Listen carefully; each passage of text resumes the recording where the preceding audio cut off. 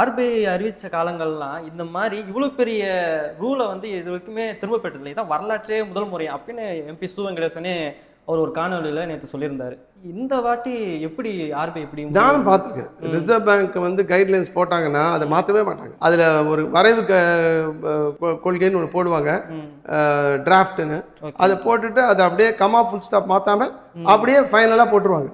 ஆனால் first time இந்த history எல்லாருக்கும் ஷாக்காக இருக்கு. ஆமாம், முதல் முறையாக, அதுவும் வந்து சாதாரண விஷயம் இல்லை, அவர் வைத்த அனைத்து கோரிக்கைகளும். இப்போ நீங்கள் வந்து எண்ட் யூஸ் பார்க்கக்கூடாது, அதே போல் ரீபேயிங் கெப்பாசிட்டி பார்க்கக்கூடாது, லோன் டு வேல்யூ அதாவது நகை மதிப்பை வந்து உயர்த்தணும், ரசீது கேட்கக்கூடாது, இப்படி எல்லா விஷயங்களும்.